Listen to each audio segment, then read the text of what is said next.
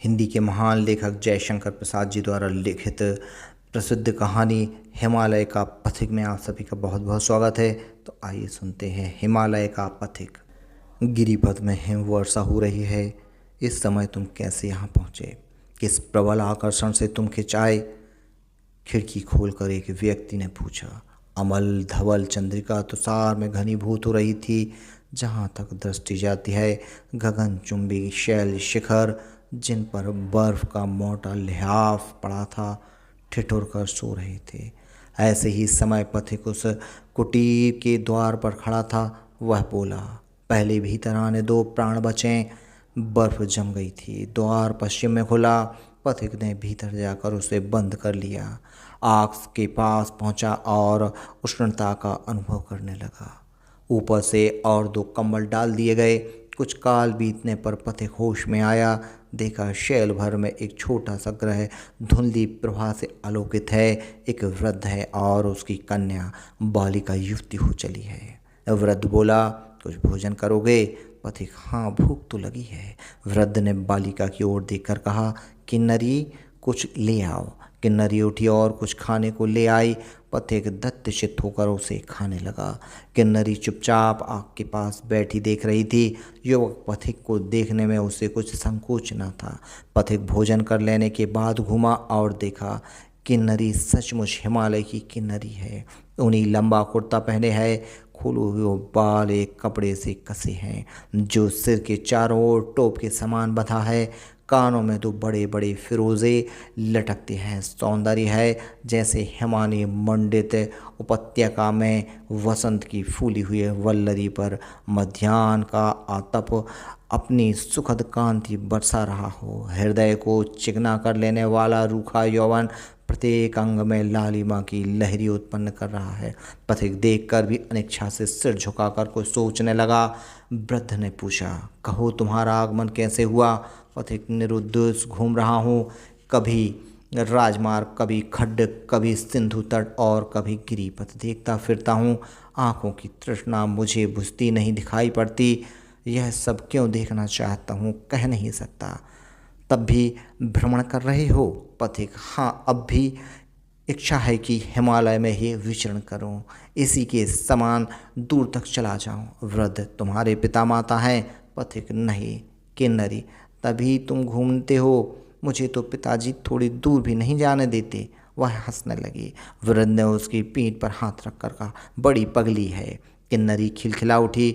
पथिक, अपरिचित देशों में एक रात रमना और फिर चल देना। मन के समान चंचल हो रहा हूँ जैसे पैरों के नीचे चिंगारी हो। किन्नरी, हम लोगों को तो कहीं जाते ही नहीं, सबसे अपरिचित हैं। कोई नहीं जानता, न कोई यहाँ आता है।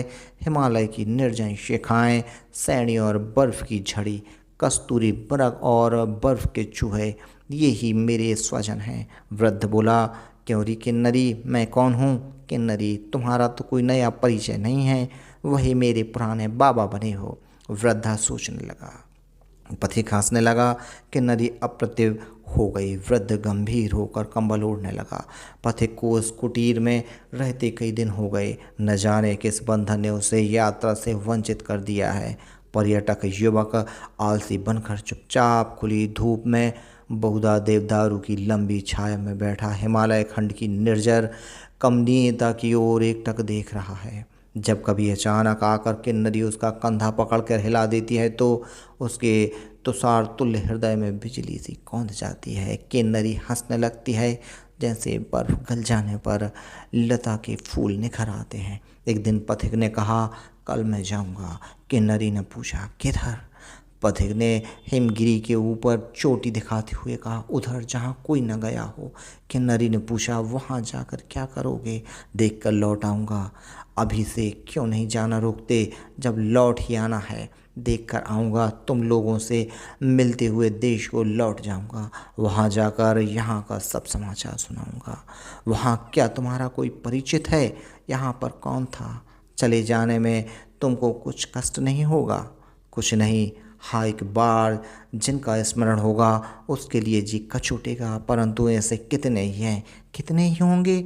बहुत से जिनके यहाँ 2 घड़ी से लेकर 2-4 दिन तक आश्रय ले चुका हूँ, उन दयालुओं की कृतज्ञता से विमुख नहीं होता। मेरी इच्छा होती है कि उस शिखर पर मैं भी तुम्हारे साथ चलकर देखूं, बाबा से पूछ लूं। ना ना, ऐसा ना करना।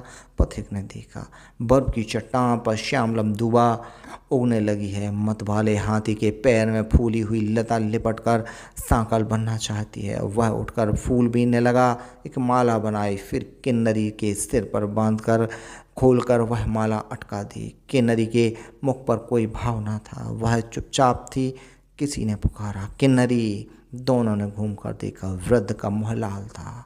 उसने पूछा, पथिक, तुमने देवता का निर्माल्य दूषित करना चाहा, तुम्हारा दंड क्या है?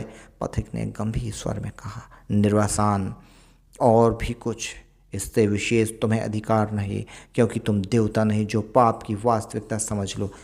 और मैंने देवता के निर्माल्य को और भी पवित्र बनाया, उसे प्रेम के गंधजल से सुरभित कर दिया है। उसे तुम देवता को अर्पण कर सकते हो। इतना कहकर पथिक उठा और गिरिपथ से जाने लगा। वृद्ध ने पुकार कर कहा, तुम कहाँ जाओगे? वह सामने भयानक शिखर है। पथिक ने लौटकर गड्ढे में उतरना चाहा। किन्नरी पुकारती हुई दौड़ी, हाँ हाँ, मत उतरना, नहीं तो प्राण न बचेंगे। पथिक एक क्षण के लिए रुक गया। किन्नरी ने वृद्ध से घूमकर पूछा, बाबा, क्या यह देवता नहीं है? वृद्ध कुछ न कह सका। किन्नरी और आगे बढ़ी। उसी क्षण एक लाल धुंधली आंधी के सदृश बादल दिखाई पड़ा। किन्नरी और पथिक गिरिपथ से चढ़ रहे थे। वे अब 2 श्याम बिंदुओं की तरह वृद्ध की आंखों से दिखाई देते थे। वह रक्त मलिन मेघ समीप आ रहा था। वृद्ध कुटीर की ओर पुकारता हुआ चला, दोनों लौट आओ, खूनी बर्फ आ रही है। परंतु जब पुकारना था तब वह चुप रहा। अब वे सुन नहीं सकते थे। दूर से ही क्षण खूनी बर्फ वृद्ध और उन दोनों के बीच में था।